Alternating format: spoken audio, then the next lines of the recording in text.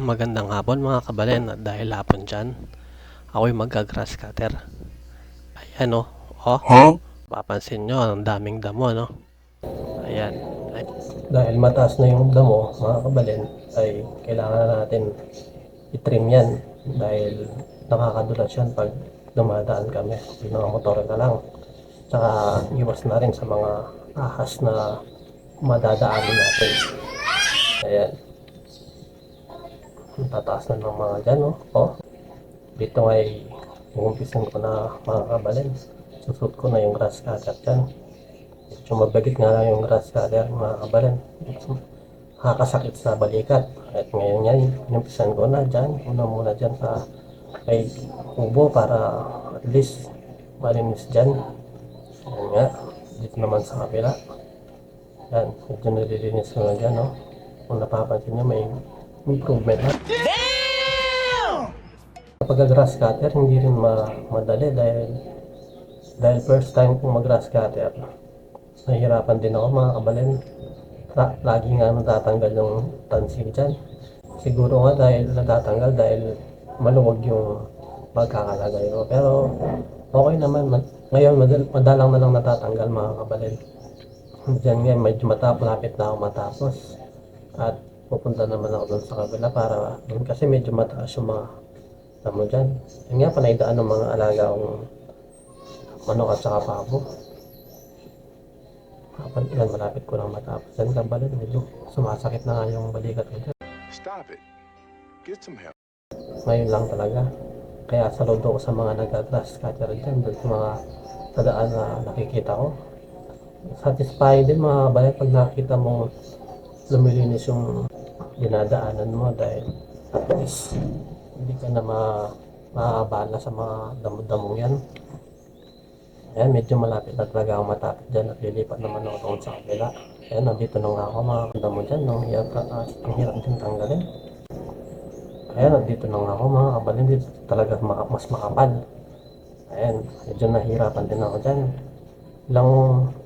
Ilang oras din ako nag-grass cutter mga kabalin. Talagang napakasakit sa balikat dahil yung grass cutter, hindi ako sanay mag-grass cutter. Pero tignan nyo naman mga kabalin yung improvement dahil nalilinis na talaga yung mga damo-damo, natitrim na sila. Ayan. Naalala ko pa nga nung bata ako, lagi kong pinapanood yung mga nag-grass cutter dahil mamangha talaga ako sa kanila.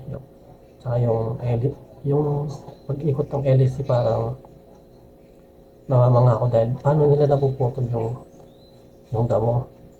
Eh, alam mo naman pag bata mga kabalin, talagang hindi mo maiiwasan yung magtaka ka.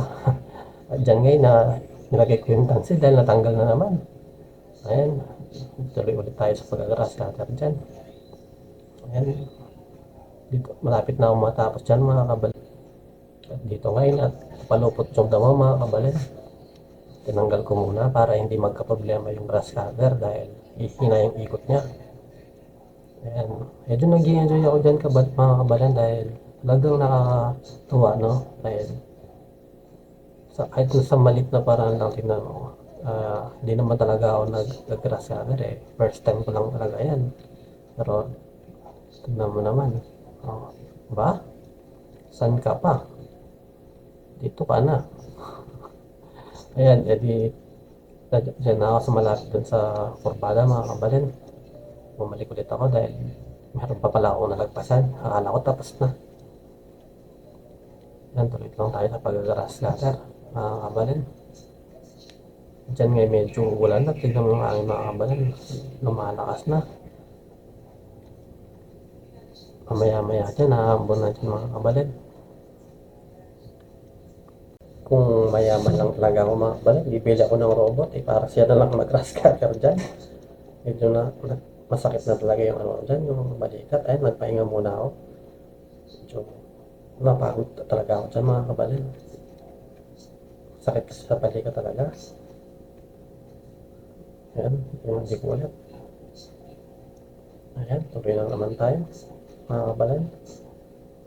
Hindi ko talaga expect na mag-grass cutter ako dahil nakikita ko parang madali lang naman yung pag-grass cutter, pero pag ikaw na pala yung gagamit, mahirap din pala.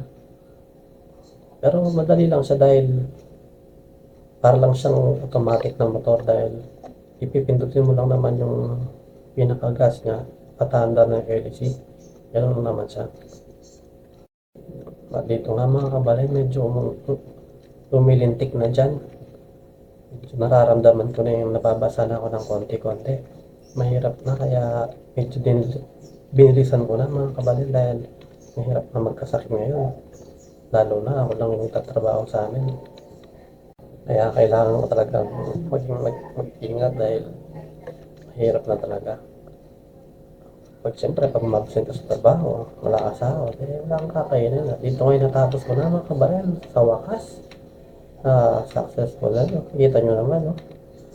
Ang ganda-ganda, ang linis-linis, di ba?